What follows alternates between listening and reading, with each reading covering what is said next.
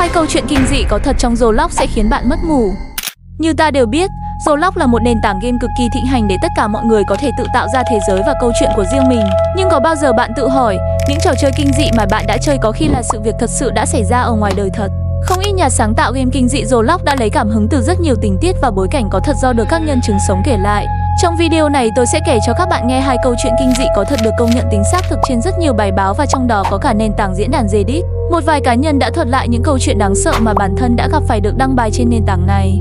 Được rồi, hãy đến với câu chuyện thứ nhất. Một anh chàng đã đăng bài trên Reddit để kể lại câu chuyện không thể nào quên khi đi thăm chú của mình ở căn nhà bên hồ và gặp thứ sinh vật đáng sợ ở đó.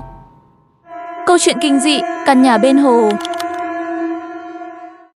Vào một buổi đêm thanh vắng, tôi không biết chính xác lúc này là mấy giờ, nhưng có vẻ giờ này khá trễ. Dù sao tôi cũng lái xe đến nơi chú tôi ở tận vùng ngoại Âu. Nơi tôi dừng xe kế bên một con đường mòn mà thậm chí ngay cả ban ngày cũng không có nhiều chiếc xe qua lại. Ở cổng vào nhà của chú tôi có một tấm biển báo bằng gỗ, nhưng trời quá tối để có thể đọc được nó. Chỉ khi tôi vừa đi vào, lập tức tấm biển gỗ rơi xuống ngay sau lưng tôi. Tôi đã giật mình nhẹ vì điều này. Có lẽ tấm biển gỗ này nó đã quá cũ và mục nát, nên việc nó rơi xuống là lẽ đương nhiên. Tôi khá là bất ngờ khi có lửa trại ở nơi thanh vắng này. Tôi tự hỏi dường như ở đây vừa mới có một buổi tiệc của ai đó tổ chức. Lửa trại vẫn còn cháy rất mạnh, chứng minh rằng buổi tiệc chỉ vừa kết thúc. Và tôi thắc mắc mọi người đã đi đâu. Tôi nên tìm hiểu xung quanh nơi này để có được câu trả lời. Vì trời quá tối nên tôi sẽ lấy cây nến trên khúc gỗ để làm công cụ soi sáng. Sau khi khám xét một lúc, tôi thấy một chiếc ví bị ai đó làm rơi, thậm chí bên trong ví còn một ít tiền thừa.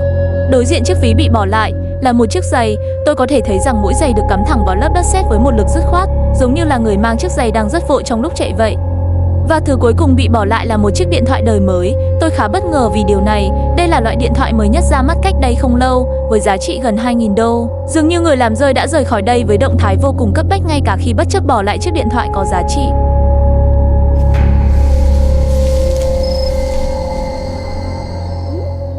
Tôi vừa thấy thứ gì đó vừa lướt ngang bụi cây. Ban đêm có một màu đen như mực. Tôi không thể biết chính xác thứ đó là gì. Có thể tôi đã bị qua mắt khi đã làm việc quá nhiều trong tuần trước.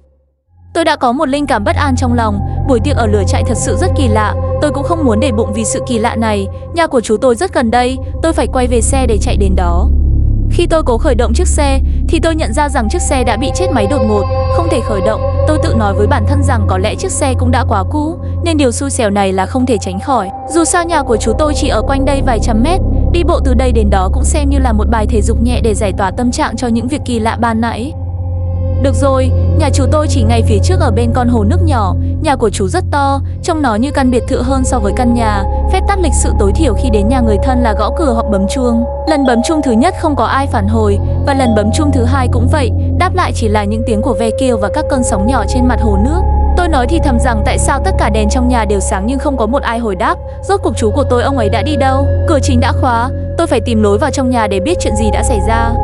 Ánh sáng từ cây nến sẽ không đủ. Có một chiếc đèn pin ngay trên bàn ở khu dưới gầm nhà. Ánh sáng của nó mang lại tốt hơn với ánh sáng từ cây nến. Khu này có một cái nhà kho, nơi chú tôi sẽ cất những vật dụng linh tinh. Có thể bên trong sẽ có thứ gì đó để tôi phá được cánh cửa chính. Nhưng xui thay cửa nhà kho cũng đã bị khóa. Lúc này tôi chợt nhớ ra nhà kho của chú tôi sẽ có lỗ thông hơi. Nó sẽ nằm ở sau nhà kho. Tốt rồi, tôi sẽ cố cậy nó ra để chui vào. Tôi đã vào được bên trong. Chú của tôi rất thích sưu tầm cần câu và mái chèo thuyền, nên không có gì ngạc nhiên khi chúng còn nhiều ở đây. Chờ đã, trên kệ có một chiếc chìa khóa. Có thể nó sẽ mở được cửa gì đó. Tôi sẽ thử mở ở cánh cửa sau nhà.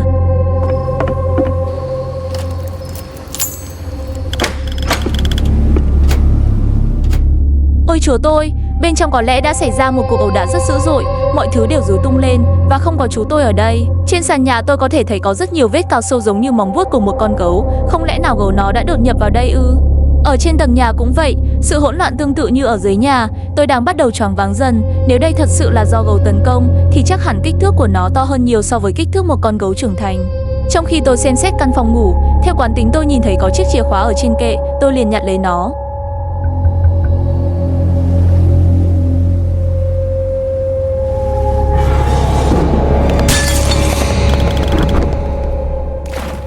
Tôi suýt nữa ngất đi. Tôi cam đoan tôi không hề bị hoa mắt. Hiện tại tôi đang rất tỉnh táo. Tôi vừa thấy một sinh vật có màu xanh lục từ bên ngoài cửa sổ nghiêng đầu vào nhìn tôi. Chắc chắn nó không phải là con người. Tôi tự trấn an bản thân rằng có lẽ chú của tôi đang trêu đùa một cách thái quá không cần thiết. Mặc dù miệng tôi vẫn luôn nói đây chỉ là một trò chơi khăm của chú tôi, nhưng trong lòng tôi lại nghĩ điều hoàn toàn ngược lại. Tôi đã có chiếc chìa khóa để mở được cửa phòng làm việc của chú. Căn phòng này có lẽ là căn phòng ngăn nắp nhất khi tôi bước chân vào căn nhà này. Có một bức vẽ kỳ lạ ngay trên tường và một tờ ghi chú trên bàn làm việc. Nội dung được viết: con mắt phía sau tấm kính nhìn thấy nhiều hơn những gì nó nên thấy. Nó quan sát khi chẳng có ai. Tôi đã phong kỳ những phát hiện của mình, nhưng tôi đã để lại một chiếc chìa khóa ngay trước mắt. Sau khi tôi đọc xong tờ ghi chú, trong đầu tôi đang đặt ra rất nhiều câu hỏi. Nó là ai? Và chiếc chìa khóa ở trước mắt là như thế nào? Trong lúc tôi vẫn đang chìm đắm trong rất nhiều điều thắc mắc, bất ngờ điện trong căn nhà bị ngắt kết nối và đồng thời tôi nghe tiếng kính cửa sổ trên lầu bị vỡ.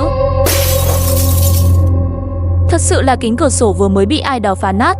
Tôi rất lo sợ thứ đã phá nát cửa sổ nó đã đột nhập vào trong căn nhà này. Tôi phải tranh thủ đi ra khỏi nơi này càng nhanh càng tốt.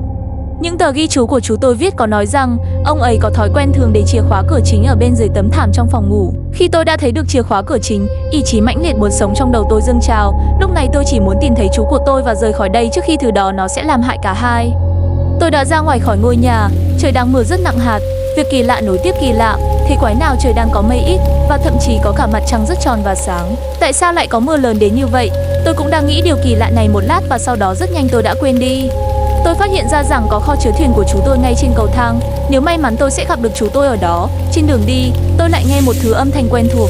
Chính là những tiếng xào xạc va chạm với các bụi cây ở hai bên đường, giống như ai đó đang đi theo tôi ngay sau những tán cây đó vậy. Khi tôi đến nơi, đập vào mắt tôi là một ngôi nhà hoang dường như đã bị bỏ phế rất lâu, khác xa với kho chứa thuyền của chú tôi. Dù sao đây cũng chỉ là một cái kho, không thể khiến nó đẹp hơn căn nhà để ở. Mọi thứ bên trong kho cực kỳ dơ bẩn, kèm theo là một mùi hương của gỗ bị mốc lâu năm không mấy dễ chịu. Tôi có thể đoán ra được rằng nhà kho này đã rất lâu chú của tôi không dọn dẹp. Tôi đã cố gào thét gọi chú của tôi nhưng ông ấy vẫn không hồi đáp. Tệ thật, nếu chú của tôi ông ấy không ở đây, vậy cuối cùng ông ấy đang ở nơi nào? Tình cờ tôi thấy có một vật quen thuộc của ông ấy, đó là chiếc hùng mà ông ấy thường mang vào chân. Đồng thời tôi nghe tiếng hét của ông ấy ngoài cửa sổ. Chuyện này thật sự vượt quá sức chịu đựng của tôi. Chú của tôi đã bị một sinh vật nào đó kéo thẳng xuống hồ nước. Không có cách nào để cứu ông ấy chắc chắn sẽ chết. Tôi phải thoát khỏi nơi quái quỷ này. Nó đã thấy tôi, sinh vật đã giết chú tôi. Giờ thì nó đang đuổi theo tôi. Nó giống như một con cá sấu biết đi bằng hai chân. Lúc này tôi đang nghĩ tôi vẫn đang mơ, nhưng cái lạnh từ nước mưa ngay trên da tôi đã khiến tôi khẳng định rằng thật sự nó đang đuổi theo tôi ngay ở phía sau. Tôi vẫn tiếp tục chạy, mặc dù không biết tôi sẽ chạy đến đâu, nhưng chỉ còn cách này để kéo dài sự sống của tôi. Sức lực của tôi có giới hạn. Tôi đã chạy rất lâu và đang mệt dần. Thứ đó nó đang rất cần tôi. May mắn thay có một chiếc xe tình cờ chạy ngang qua con đường. Người tài xế nhận thấy tôi gặp nguy hiểm và cho tôi nhảy vào. Và đây chính là lý do duy nhất giúp tôi sống sót ra khỏi căn nhà bên hồ. Nếu bạn vẫn chưa thấy đủ sợ hãi với câu chuyện đầu tiên, thì hãy đến với câu chuyện có thật thứ hai. Câu chuyện này liên quan đến một kẻ sát nhân ở cửa hàng điện thoại được tìm thấy từ một người vô danh đăng trên Reddit. Câu chuyện kinh dị thứ hai, kẻ sát nhân ở cửa hàng điện thoại.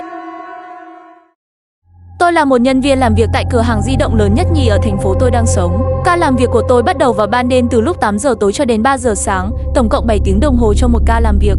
Như thường lệ, tôi đều đổi ca làm việc với anh chàng bạn thân của tôi. Tôi với anh ấy đã quen nhau được 3 năm, thân đến nỗi nếu tôi đi trễ gần 30 phút thì anh ấy cũng sẽ cười với tôi và cho qua. Tôi rất thích biểu cảm của anh ấy khi có người đổi ca làm việc với mình. Trông anh ấy rất hạnh phúc khi cuối cùng cũng đã được giải thoát khỏi sự giam cầm vì vấn đề kiếm sống mỗi ngày. Mỗi khi hoàn thành đổi ca làm, tôi đều tự nhủ với chính mình rằng đêm hôm nay sẽ là một đêm tuyệt vời nhằm để khích lệ bản thân để bắt đầu cho 7 tiếng làm việc mệt mỏi. Được rồi, có một khách hàng đã ghé vào, tôi tò mò tự hỏi anh ấy sẽ mua cho mình chiếc điện thoại nào. Anh ấy còn nói với tôi rằng chiếc máy tính bảng của anh ấy đang nóng lên, trông nó như đang rất tức giận và anh ấy cần một chiếc máy mới. Điện thoại anh ấy mua là loại cảm ứng cơ bản, cấu hình không được mạnh, chỉ đủ dùng mạng xã hội và vài thao tác khác. Dù sao cửa hàng điện thoại này lớn nhất nhì ở thành phố, máy rẻ hoặc đắt chúng tôi đều có, không phân biệt khách hàng giàu nghèo, chỉ cần mua thì cũng đã đủ tôi và chủ của tôi đều vui lây. Khi vẫn đang cần cù làm việc, tôi nhận được một cuộc gọi điện thoại kỳ lạ, phía bên kia đầu dây không có ai trả lời, thay vào đó là một tiếng nhạc nghe cực kỳ chói tai.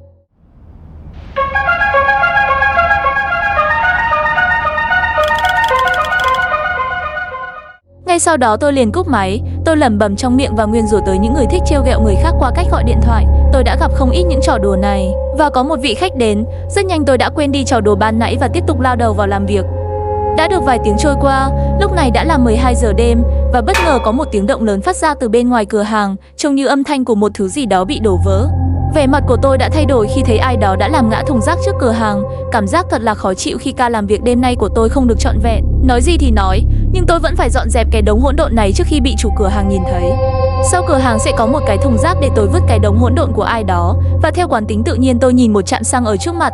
Nơi này đã bị bỏ hoang từ lâu, không biết vì nguyên nhân gì. Nhưng tôi từng nghe anh bạn tôi nói đã từng có vụ giết người ở trong trạm xăng và vẫn chưa tìm ra được thủ phạm. Tôi thở dài, đã đến lúc gạt những câu chuyện thừa thãi không cần thiết. Ca làm việc của tôi cũng sắp kết thúc, có lẽ vứt xong túi rác thì đã đến giờ đóng cửa hàng. Cuối cùng ca làm việc của tôi cũng xong, đã là 3 giờ sáng, đóng cửa tiệm và về nhà ngủ một giấc đến trưa mai thôi.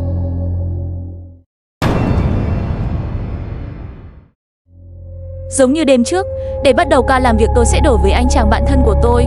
Nhưng đêm hôm nay tôi có thể thấy sắc mặt của anh ấy không được tốt. Dường như người bạn của tôi anh ấy đang gặp vấn đề gì đó. Nhưng tôi cũng không nghĩ nhiều vì điều này. Có lẽ anh ấy đã có một ngày làm việc mệt mỏi. Đôi khi được về nhà và tắm rửa sẽ khiến anh ấy trở nên tốt hơn. Ôi trời, anh ấy đã để quên điện thoại ở đây. Giờ không có cách nào để kêu anh ấy quay lại. Ngày mai tôi sẽ đem trả lại cho anh ấy sau. Khi tôi đã phục vụ xong một số khách hàng, đột nhiên màn hình tất cả tivi và điện thoại mẫu trong cửa hàng đều chuyển sang màu đỏ. Điều này là không thể xảy ra, bởi vì những thiết bị này đã được máy tính duy nhất ở cửa hàng lập trình, không thể nào từ màu xanh chuyển sang màu đỏ, có thể đã bị hacker đột nhập vào chương trình. Tôi cũng đã lo lắng một lúc thì tôi cũng đành kệ, chỉ cần một vài thao tác là ổn, quay trở lại làm việc được rồi. Một lần nữa tôi lại nhận được một cuộc gọi điện thoại. Tôi đã lường trước được đây chắc hẳn là cuộc gọi điện trêu ghẹo, nhưng tôi vẫn phải nghe máy, và đầu dây bên kia không nói gì, chỉ là một tiếng cười lạnh lùng. Chỉ duy nhất một tiếng cười, sau đó tôi liền cúp máy.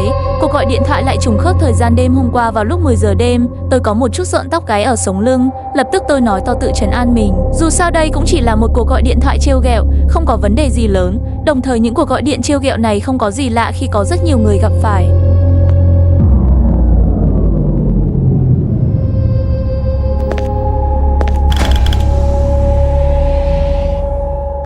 Tệ thật, chắc hẳn nhà máy điện lực hoặc điện trong cửa hàng đang gặp trục trặc nhỏ, điện tắt rồi lại bật, cũng may rằng điện có lại rất nhanh, tôi không thích bóng tối chút nào cả. Một lúc sau điện thoại để quên của bạn thân tôi nhận được một tin nhắn, nhưng tôi không thể xem nội dung tin nhắn vì điện thoại đã bị khóa. Tôi cười nhẹ, việc làm trong cửa hàng điện thoại lâu ngày tôi đã học được rất nhiều thủ thuật để mở khóa điện thoại. Phần mềm trên máy tính của tôi sẽ bẻ khóa được điện thoại của anh ấy, sẽ cần thời gian ngắn để phần mềm bẻ khóa, trong lúc chờ đợi tôi sẽ tiếp tục công việc của mình.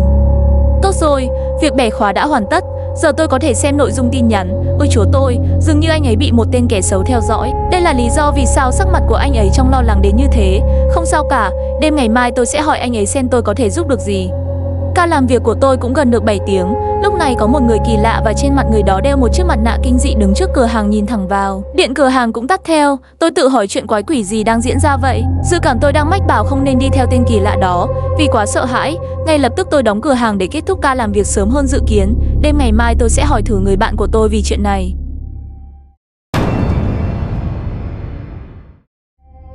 Đêm làm việc kế tiếp, đêm hôm nay anh ấy không có ở cửa hàng. Tôi bắt đầu tìm thử trong nhà vệ sinh và trong nhà kho, nhưng không có anh ấy ở đây. Có thể anh ấy do mệt trong người nên đã đi về trước. Được rồi, trở về với công việc đêm nay thôi. Tôi chợt nhớ đêm trước lúc tôi về thì không mang theo điện thoại của anh ấy, nhưng giờ điện thoại của anh ấy không có ở trên quầy tiếp tân. Vậy thì anh ấy đã lấy lại được điện thoại. Tôi sẽ thử gọi điện anh ấy để hỏi xem tình hình. Chuyện này không hay tí nào, anh ấy không nhấc máy. Cùng một thời điểm tôi nghe thấy tiếng hét của anh bạn tôi phát ra từ trạm xăng bỏ hoang phía sau cửa hàng. Tôi có cảm giác không lành vì chuyện này. Tôi sẽ cố đột nhập vào trạm xăng để tìm hiểu. Tôi đã đi vào được cửa hàng của trạm xăng. Khi tôi mở cánh cửa nhỏ bên trong, tôi thấy một cô gái nghiêng đầu ở bên trong nhìn về phía tôi. Tôi xém tí nữa đã kêu lên vì quá sợ hãi. Nhưng tại sao ở cửa hàng bỏ hoang này lại có người ở? Và tiếng hét của người bạn tôi không phải do tôi bị ảo giác mà nghe được. Tôi phải đành liều mạng để cứu anh ấy. Tôi sẽ thử đi vào tầng dưới cửa hàng. Và đúng như tôi nghĩ, anh ấy đã bị ai đó bắt cóc. Vết thương trên bụng của anh ấy khá sâu. Nếu không chữa trị kịp thời anh ấy sẽ bị mất máu mà chết. Tôi phải đưa anh ấy đến bệnh viện càng nhanh càng tốt.